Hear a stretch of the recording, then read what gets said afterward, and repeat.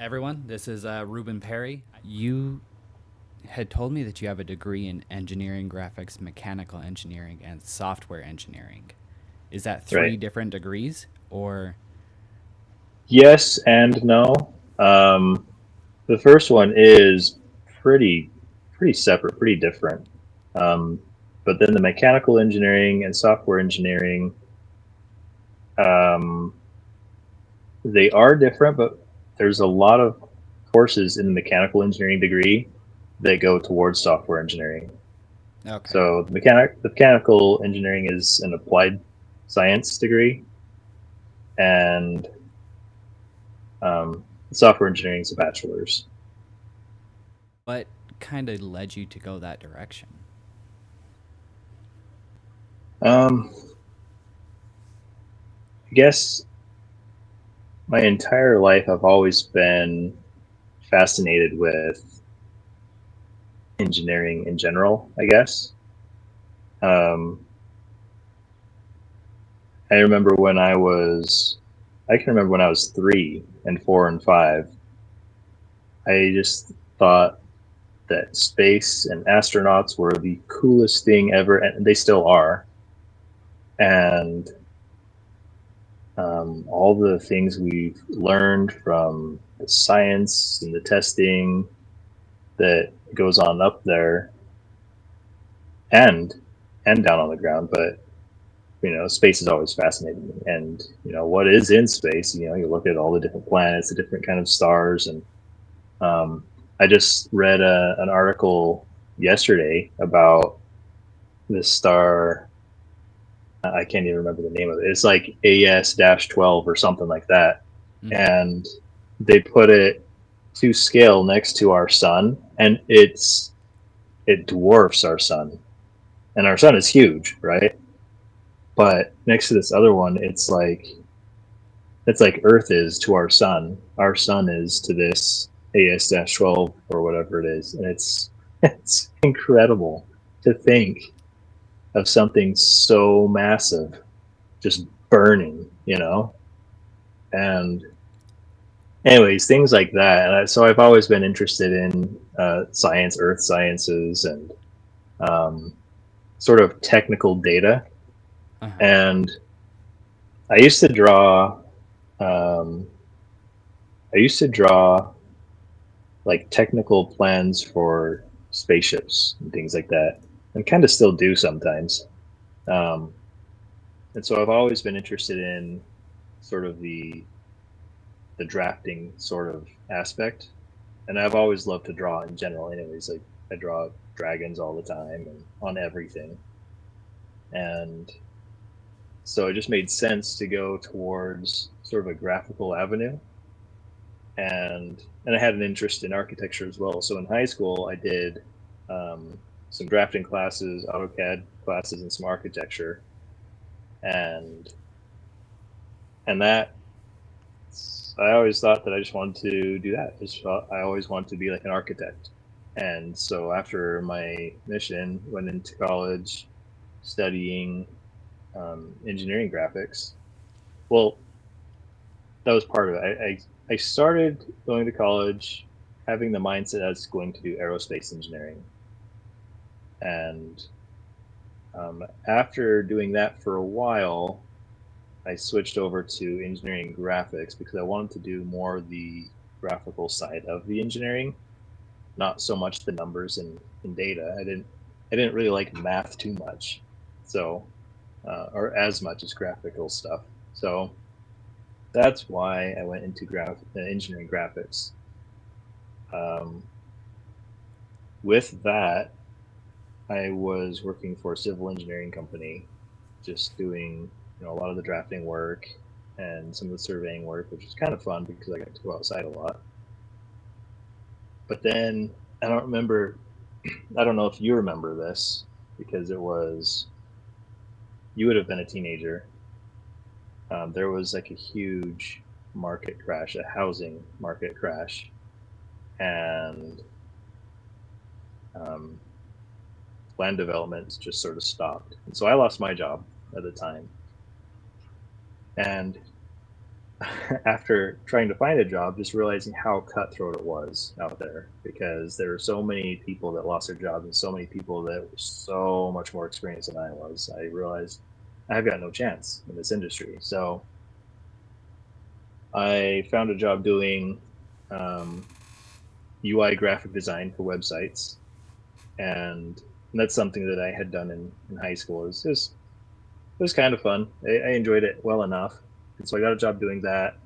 While I was doing that, we had a programming team come over and just say, "Why don't you just join our team? Because you're doing all of our work anyways." Because they were so backed up on stuff, and I knew enough to be dangerous, so I would just fix some things that they weren't getting to when a customer would call in. And so um, they said, "Well, you get paid about twice as much as what you're getting now." So I figured, okay, that sounds great. So Yeah, I started doing money's always that, great. and yeah, it's a good motivator. And I realized that I enjoy programming, so I went back to college to get specifically go into software engineering because of that. And along the way, I was so close to getting a mechanical engineering degree, anyways, because of my engineering graphics degree. I just finished that up on the way. So Okay. a lot of the classes sort of interchange between the three, but each one had a bit of branching out for each one. That's that's nice that they overlap. It kind of gives you a little bit Yeah, more of an opportunity to not just what's the word, grind out school, or I guess that's a phrase, not just a yeah, word. But you didn't have to. I mean, I'm sure it was still grindy for you, but yes, it was you didn't have to like repeat things. So right. that's nice. Not too much. There was some repeating, but A not little too bit. much. Could you have pursued that without going to school? Oh,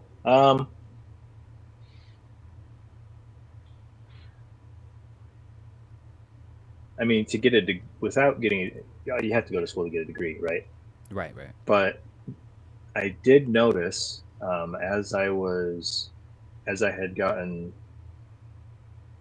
probably 6 or 7 years into the programming field, um, there were a lot of companies that didn't require a degree, and they were paying more than what I was making. And I had a thought that actually this was, and I was going to school while I was working in the field, so I was still in school, and I saw these other jobs, and I thought, is it even worth getting a degree? These other places pay so much more than what I'm making right now. And the reason why I stuck with school, because I hate school, the reason why I stuck with school is because I had already put so much work into it that it would really just be cheating myself if I didn't finish. Like only had maybe 3 years left of 10 years that I went. And and that's not required. That's just the way I did it. I was just doing like 2 classes per semester. I worked full time job as a father of 3 kids, and some people do all of it, but I only did part time school to get through that. But all the work and all the struggle, I guess that or strain that put on my family, I just thought it would be cheating all of us if I didn't finish. So I went for the degree, finished it. The worst case scenario is places that don't require a degree count that as more experience. So it wasn't a bad situation. It really was still a win to get the degree. Um, but I did have thoughts for a while of just dropping school because some places didn't require it. Some decent jobs didn't require it. But you have to know your stuff if you're going Right. to go that go that direction. There are tons of resources online to learn, but if you think about it, really, it's self school, right? Mm-hmm. You're going to be learning things that are probably more relevant to what you're doing, probably things that are more up to date, and you'll be skipping the entire bureaucracy of school. But all in all, it was a good experience for me, even though I hate school. But it was Yeah. good for me. And if given the choice again, if I went back in time, I'd finish school again. I would do it again because there are other jobs that do require degrees, and I think it opens a lot more doors, a lot more opportunities. Okay. Well, I guess with kind of with that in mind, um, is that more of a backup plan to have a degree so that it can influence other opportunities, or I think absolutely it can be a good backup because there are other places that just require some education. And they don't even care mm-hmm. what end. So that really does give a solid benchmark, and it shows employers, even those that don't require a degree, it says, "Hey, look, I have put in a lot of hard work for this. I've played their game and I've come out victorious, and I've proven I can work hard. I can be dedicated." And that means a lot to employers. Yeah. Have you been in an opportunity or a position where you were in charge of hiring people Of of or being over the a team? yes and no and yes. So the actual hiring, no, but I have been on teams that would provide feedback that would influence if someone was hired. Um, and then over teams, yes, but in all those cases, and this is pretty common in programming in general, is that when you're over a team, you really are just working with the team. You're all sort of peers, but it's just your responsibility to gather numbers and report for the team. Okay, that's fair. Um, just going back through some of our notes. I know some of your hobbies. We can talk about a couple of them today. I I know that you're into like video games. We talked about Star Citizen a little bit earlier. Uh, did architectural have any influence on your art ability, your artistic talent? Um, I would say 100%. Um, but I was artistic before I was into architecture. Okay. I think my love of art pushed me into architecture, but my love of architecture also influenced my art. So yes.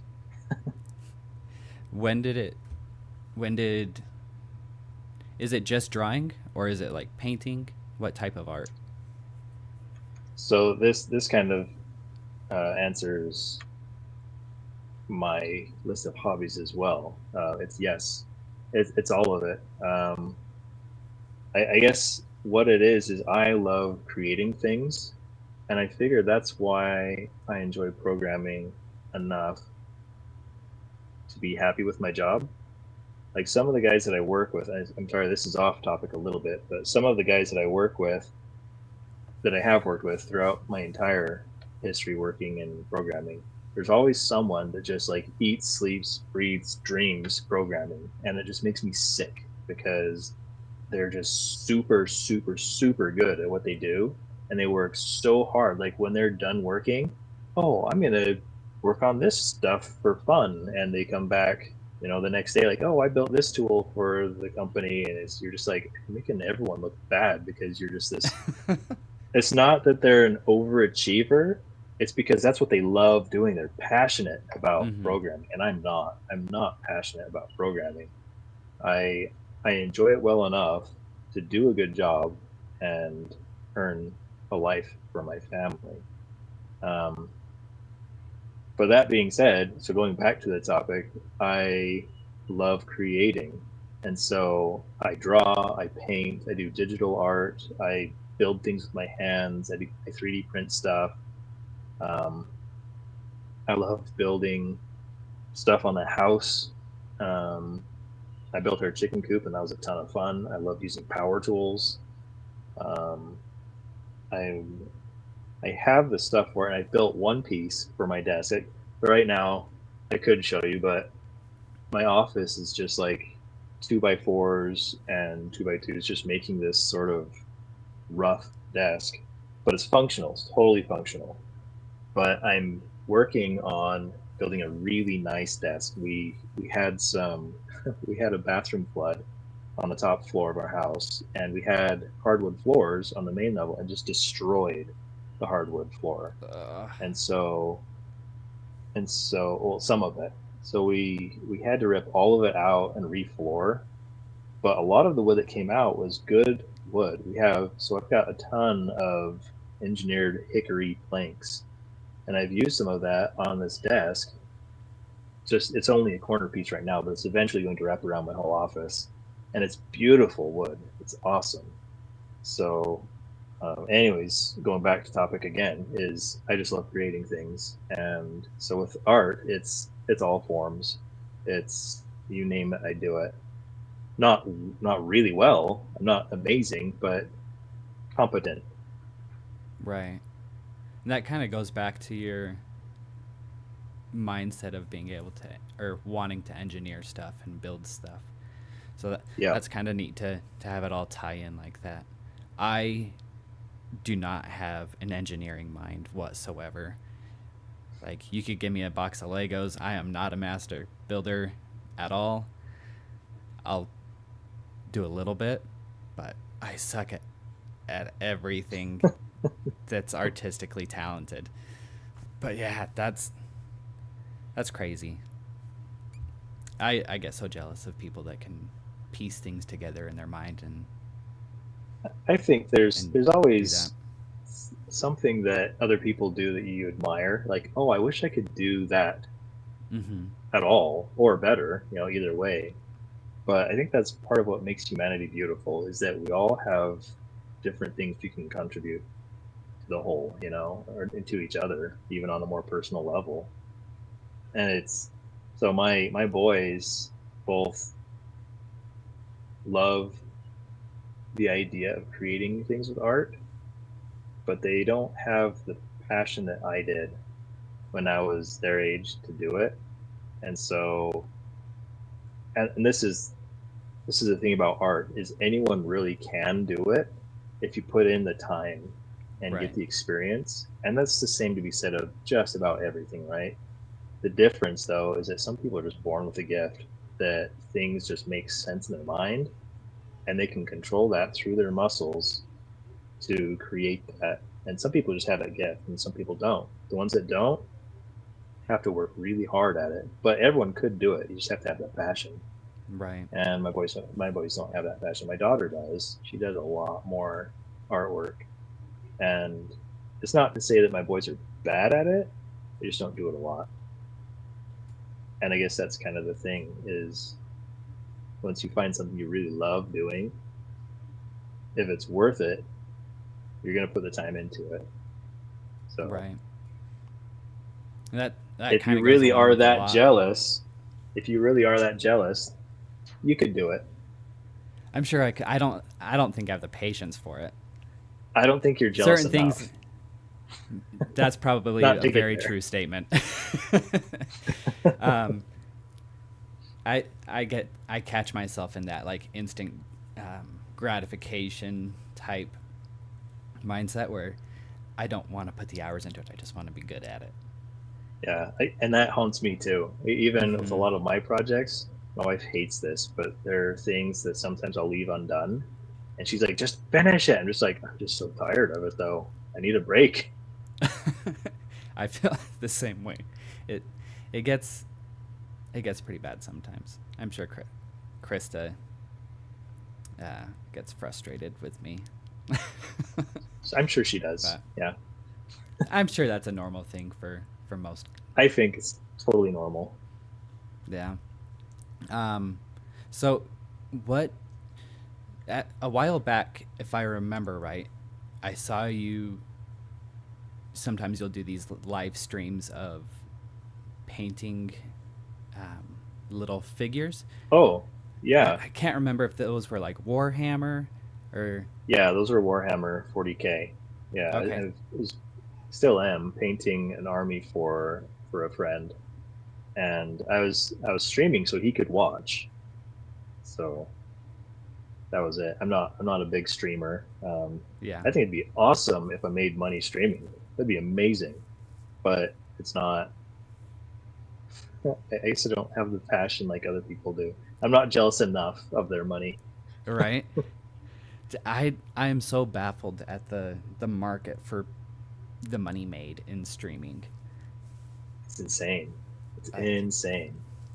I remember I had a mission companion that, not that this deals with streaming, but he played a lot of video games, and I remember like, man, you could be doing so much more with your life and so much more productive at doing things for yourself. And I didn't understand that that was just something that he enjoyed doing, whether because I liked watching basketball or football or whatever, and he kind of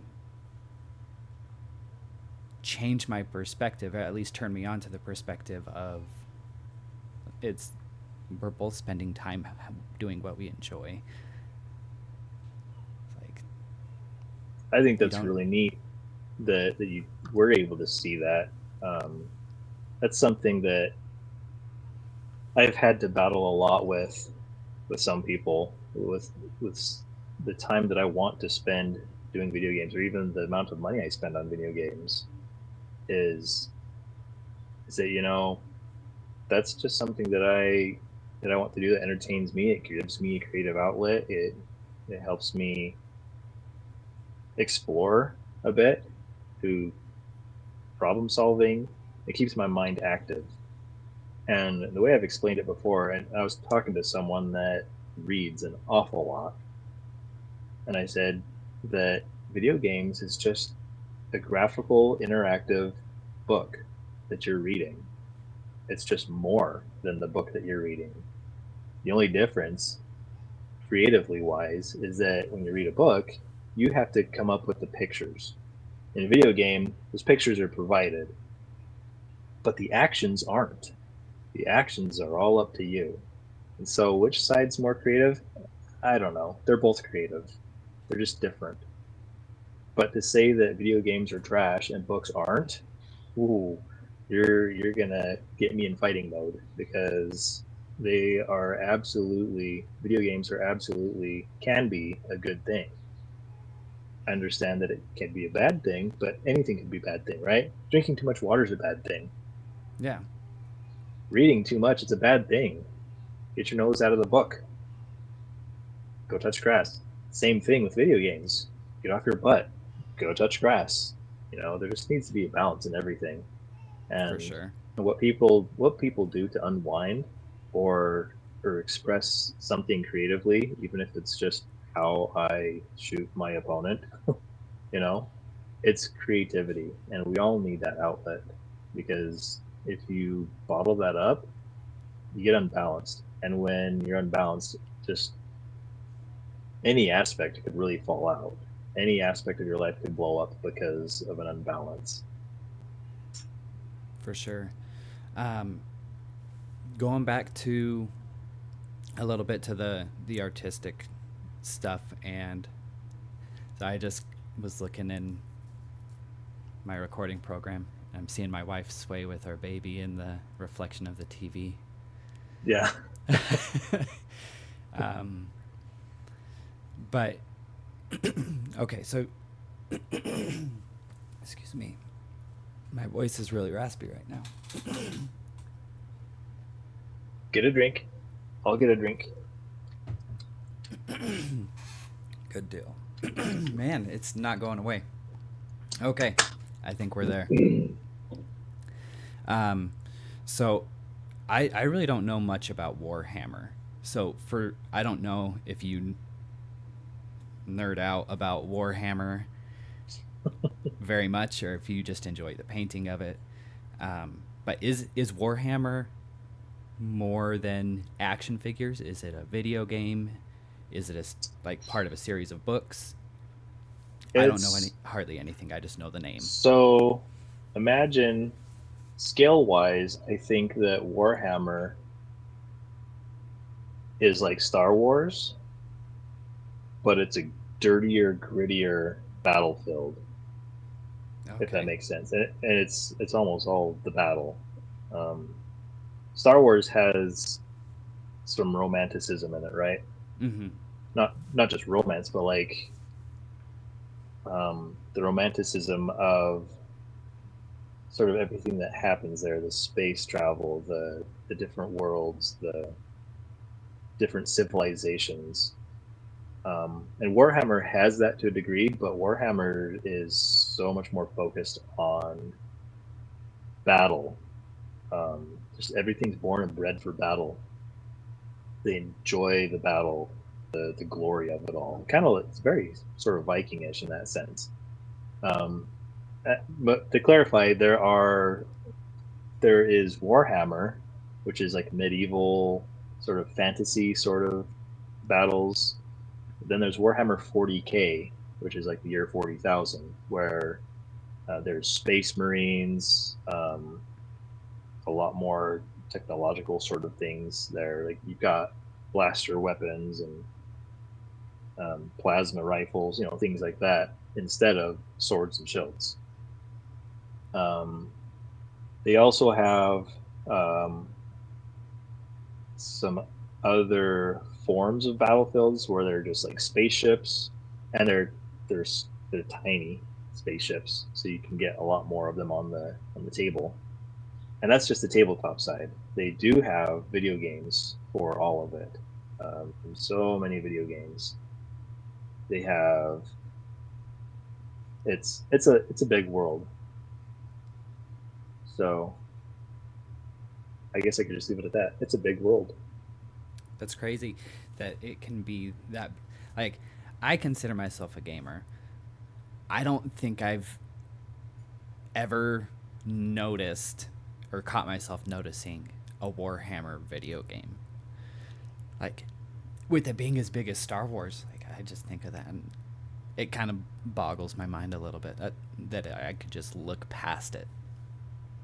It's I think it's as big lore wise and world wise, but it's not as popular as Star Wars. Star Wars is heard around the world. Everyone knows what Star Wars Mm-hmm. is, and if they don't, then they're not worth talking to. I say that tongue in cheek, though. Everyone's worth talking to. Star Wars is huge. Um, Warhammer has massive lore, and I'm not as well versed in the lore as some of my friends are. Okay. Um, some of them are super deep into it. I just like to play the games. They're fun. Right. What would you say for someone who's never played one of those video games? What would be the best game to start on?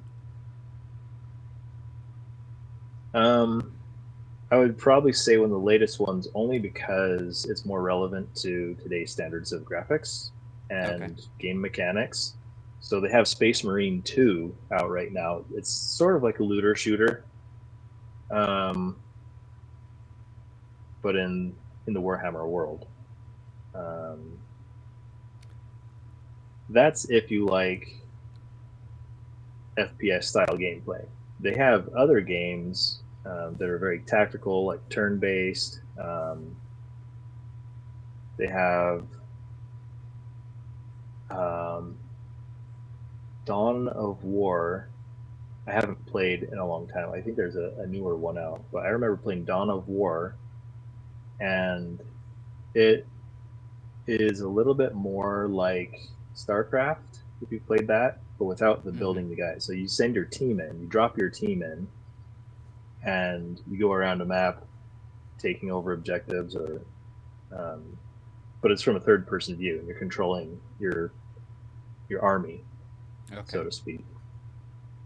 So they have a lot of different kinds of games. So depending on your playstyle, they probably have something that would fit up your alley. Interesting. I was gonna say when you brought up Space Hammer, or it's not Space Hammer, Space Marine. Um, I'd heard that name before, and I've seen a little bit of gameplay. I had no idea that that was in kind of the same world. Yep, yep. That's Warhammer 40K. Okay, well, right on. Uh, I I think that would probably be one that I would try out for sure. I would if I didn't already have so many games. I have a friend that does play that, and it looks like a lot of fun. Yeah, And I might still get it anyways, just not right now. yeah. I'm in the same May, boat. maybe next month. I'll reevaluate next month. Yeah. One of the funny little Easter eggs that I saw in a short clip of it. It was as you can change the graphical settings in most games. I say that because on console you're kind of locked into whatever settings they say, but on like a computer you get to mess around with them a little bit. As they Mm-hmm. lowered the to the lowest setting, it completely changed the way the character looked, and Yeah. it was kind of comical. I thought that was a fun little thing. And as a programmer, you probably see these little hidden Easter eggs in lots of things. I don't know. Maybe you don't So, because yours is a little bit more. sometimes sometimes I do. Some people just have a knack for seeing all those Easter eggs. Sometimes it depends on the mood I'm in, I guess. If I'm in trying to just find everything, then I guess I can pick things out. But there are some games I play just for the aspect of entertainment of reading a book, right? I want to Mm-hmm. go through this story and be part of this story. And that's what I love most about games now in my life is having a good story. It's like watching a movie but being part of it. It's like reading a book but being part of it. Um, whereas back when I was in high school, I was all about the competitive play. I was, part of clans. We would smash other teams, and I was good. But now that I'm older, I could if I wanted to, but it takes so much time to stay very skillful in a competitive way. Mm-hmm. And it's now that I'm older, I don't see the point of it. The only the only thrill I would get out of it is if I was making money doing it, which you could do, but it's not something that gives me any return for my time Yeah. other than saying, "Hey, I beat that one." And some people just enjoy the competitiveness, and that's fine. But you have to put in a lot of time to stay competitive, and Yeah. the return on investment is just not good enough for me. So I don't. I tend to shy away from competitive gameplay now, and except for in Star Citizen. I think about some of the games that I play, like Call of Duty. Like that's a big competitive game, Yeah, and I have a very competitive attitude. So some, and it's not on with everything either. I want to be the best performing person in the room. I want to be the strongest, whatever. I know I'm not, but I get into a Call of Duty lobby and I see people that like play the game for 10 hours straight every day, just sweating, and yeah. I So can't keep up with it. I'm like, it's not worth doing that. And I think a lot of people are kind of seeing that in. I'm not gonna call any brands out, but I think a lot of people are seeing the that style of gameplay and realizing, you know what, that experience for me, it's not worth the $80. It's not worth the $60, whatever it is. yeah, yeah. So it's kind of nice to see a collective thought process on that. Hopefully, it'll influence and help innovate things and make things better and more affordable. But I don't know. That That's interesting. You even bring up affordability on that as well. I was thinking about that as you were saying that. is that games nowadays, like the entry buy-in for a game is not different from 30 years ago. It's the same. It was about $60 to get a game back then. Mm-hmm. The difference is when you got a game back then, you got your game. That was it. There was no patches, additional download content, unless you bought it, which is the same today. But they were bug free. You didn't have issues. You just had your game. You bought your book to play in, and that Mm-hmm. was it. Now you buy into a game. It's like, hey, welcome to the game. By the way, did you see this new skin? Look how hot it is. See this new gun over here? It's amazing. You got to buy it. And that's the difference now is that they continue to get money in these games with microtransactions, battle passes, um, pay to win stuff. Some of it's just cosmetics, but you could you can sink so much more money into games now Mm-hmm. because of things that aren't required for the game, Yeah. which is interesting and it's fascinating. But um, but you don't have to. Games don't have to cost a lot. We just choose to spend money on it Right. and play for 10 hours straight every day. That's a problem. Unless you're making money doing it, that's a problem. They need to get out and touch some grass, breathe It's some fresh definitely air. healthy to get out of the same room that you've been in, or stand up, at least do something, Yeah, take yeah, a you got to break. stand up at least, But and that's fine if people want to play that much. Um, to some degree, I think that's fine. I mean, I'm no one to judge, but this that's not it's not broadening your horizon. We'll say that. yeah, and There's so many things in this world that are amazing, and it'd be really sad if someone didn't get to experience more of it. yeah, I guess that's the thing. Is I just wish people would be able to experience more and have a more full life. But if at the same time, if they're not interested in it, yeah, what else can you say? right. For myself, I know there's times where I catch myself on a weekend, because weekends are my gaming time, and I'll hop on in the afternoon, and I will realize, man, I've been playing this game for 8 hours and I haven't stood up. Like, I can get immersed in a game, and I know I'm part of the thing that I'm saying I don't like. Um, but at the same time, like, I'm fully enjoying it, but I don't necessarily think it's a healthy habit. I think it can play factors in your mental health. I think it can, just as social media does. I think it Right. can play into your diet. I notice I don't eat when I'm focused on something like that, and I start neglecting other parts of my life, whether that's with my wife, whether that's my house. Like, there definitely needs to be a balance, and I'm not saying that Right. people can't spend time doing what they enjoy. I just think that Right. it should be a little bit more well-rounded. Yep. I agree 100%.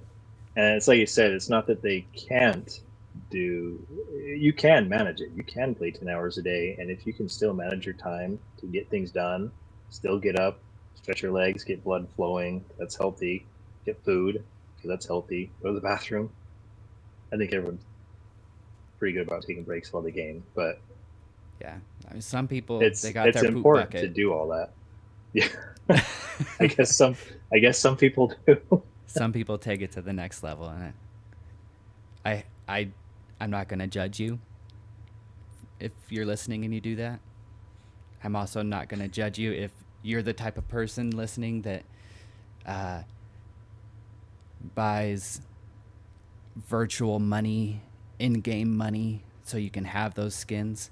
I've done it, but I you I, gotta I kind of stop. do that too. Like, and I have to admit though, there is some logic to that, and I'm sure anything that we don't agree with, I'm sure there's logic to it to someone else, Oh, right? for sure. And that's the thing is everyone's different. Everyone sees things different, understands it different. But like buying in-game money to get stuff, or even just buying things in game rather than working for it in game, the logic for me is that I'm busy. I only get to game maybe 4 or 5 hours a week now. I don't have time to grind like I used to be able to grind, Mm-hmm. right? And so instead, I work a job. And so with that money I've earned, I've ground out the hours, I've earned this money to get this thing in game. It's more of a universal grind, right? You can get it Right. for any game with my currency. Yeah. And that's the way I see it is I've I've been grinding real life so that I can enjoy things in game. And I don't agree with a pay to win model, but there are other things that's a slippery slope.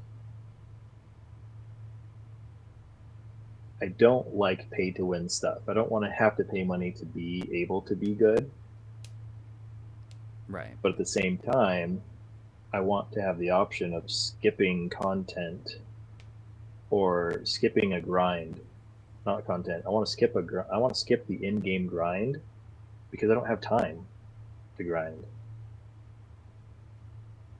And I think that's the thing is I'm okay with skipping the grind, paying to skip a grind. I'm okay with that. I can be on board with that. I have a really like I get the on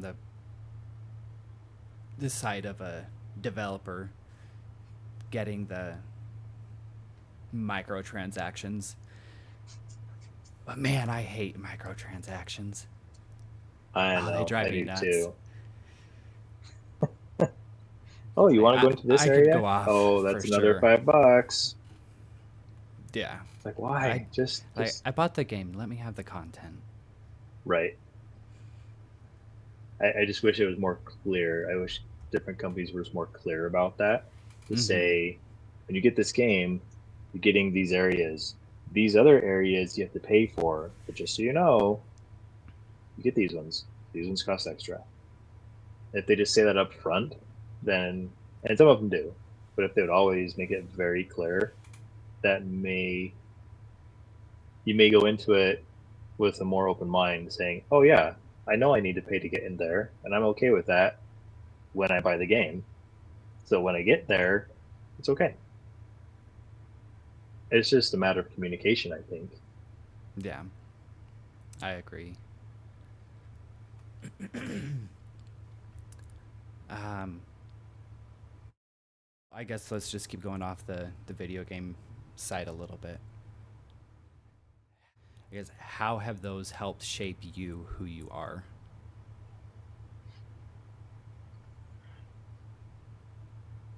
Um,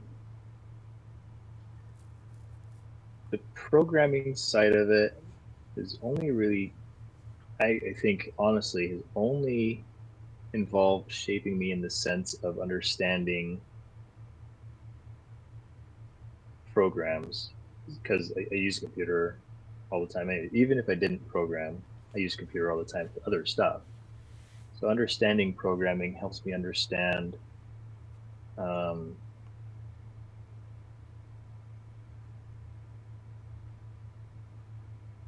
trying to think how to word this. I'm able to bungle my way through things a lot more. I'm able to um, find solutions for things because of programming, because it's such a problem solving sort of a career. Um, and not that I didn't have that ability already. I think I'm good at programming because I can do that. But the programming has certainly strengthened that ability.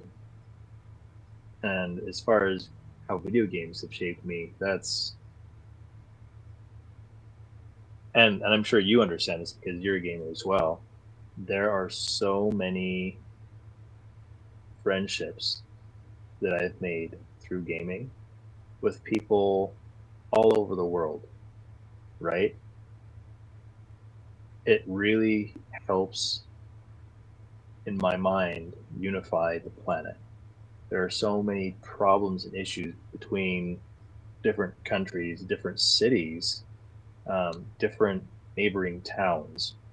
Like people have issues, but when you're able to do something and enjoy something with other people from different places, totally different cultures, different lifestyles, different religions, it has helped me to have more love for my fellow man. And we're taught that in scriptures, and and that makes sense, but it makes more sense when you're able to apply it to your life. So for me, and this is stretching it, but playing video games with other people in a social manner with other people has helped strengthen the teachings of the scriptures to me. And not all of it, but like in the sense of we're all children of a heavenly Father. We we are all people, and that's common sense. But we are all people. We are all on a different path. We all have different interests, different struggles, and we all have the same needs. And understanding that and and and working with people, understanding that helps me be more patient with others. So in a roundabout way, video games have helped me mellow out when a problem comes up, which is funny because you think of like a typical super competitive player, right? When something goes bad and they just start freaking out, that's not what I'm talking about. That's me. That's you. You have a I've box of broken new so many controllers when you controllers. break Yep, them. exactly. My brothers will tell me all the time, like, "Man, remember when you got so upset at this game because I beat you and you slammed the controller and you broke it?" I'm like, "I'm sorry. I know that was your controller." I I was young enough. I never bought him a new one, and then that console became irrelevant. But that's Yeah. me. Yep. You should get him a new controller. You can get the retro controllers, right? Get him a Hmm. controllers. Love I you. should. I should. I think that'd be cool. But I wanted to also say yeah. though, the way video games have shaped me is they have really given me, and this is the same for a lot of people. It's a huge way for me to unwind and vent, and um, it's just a big stress reliever. A lot of times when I get really upset or frustrated about something, my wife's like, you know what? I think you need to just go down to your office and kill some aliens. And I was like, you know what? I think you're right. I need some game time.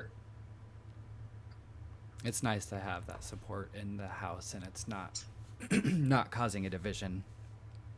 Yeah. Because, like, there are some people that have to fight through work, come home, and they just need a little bit of venting time, alone Yep. time, and they you don't get it sometimes, and that Yeah. even adds to the frustration. So it's a nice release for a dopamine hit and Yep. to get out of your own head for a little bit.